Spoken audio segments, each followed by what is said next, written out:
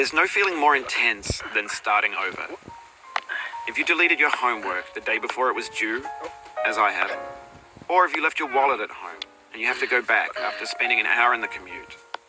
If you won some money at the casino and then put all your winnings on red but it came up black.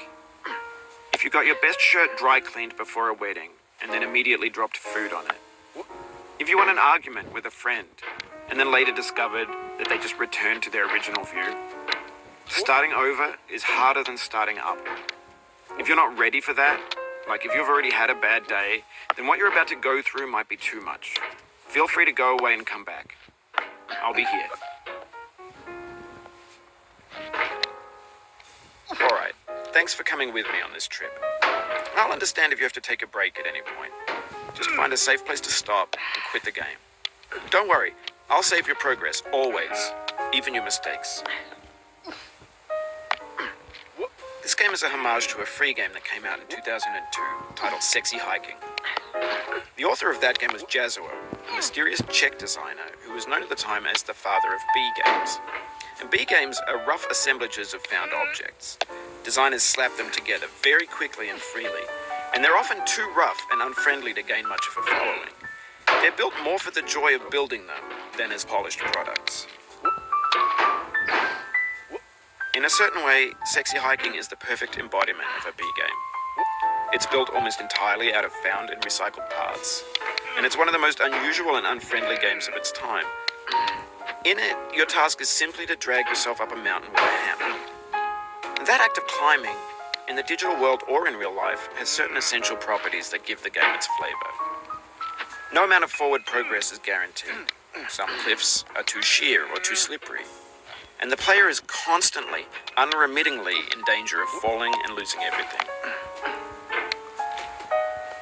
Anyway, when you start Sexy Hiking, you're standing next to this dead tree that blocks the way to the entire rest of the game.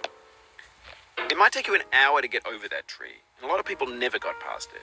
You prod and you poke at it, exploring the limits of your reach and your strength, trying to find a way up and over. And there's a sense of truth in that lack of compromise. Most obstacles in video game worlds are fake. You can be completely confident in your ability to get through them once you have the correct method or the correct equipment or just by spending enough time. In that sense, every pixelated obstacle in Sexy Hiking is real.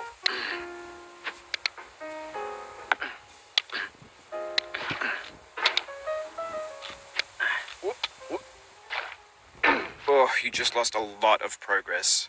That's a deep frustration, a real punch in the gut.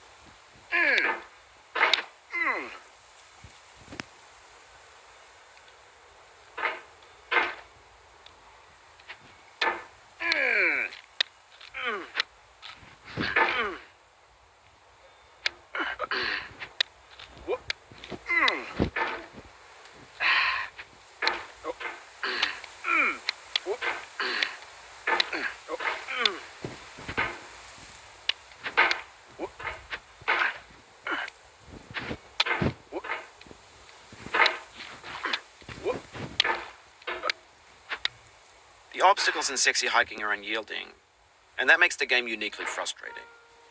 But I'm not sure Jazzuo intended to make a frustrating game.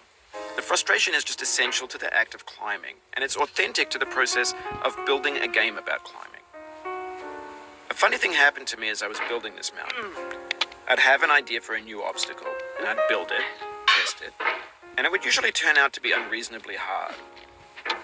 But I couldn't bring myself to make it easier. It already felt like my inability to get past the new obstacle was my fault as a player rather than as a builder. Imaginary mountains build themselves from our efforts to climb them, and it's our repeated attempts to reach the summit that turns those mountains into something real.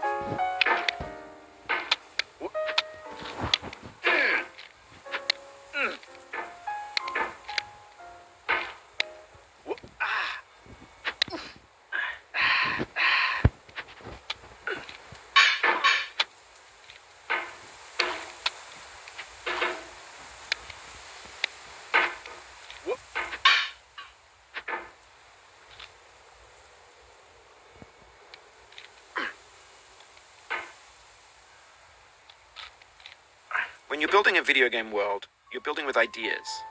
And that can be like working with quickset cement. You mold your ideas into a certain shape that can be played with. And in the process of playing with them, they begin to harden and set until they're immutable, like rock. And at that point, you can't change the world. Not without breaking it into pieces and starting fresh with new ideas.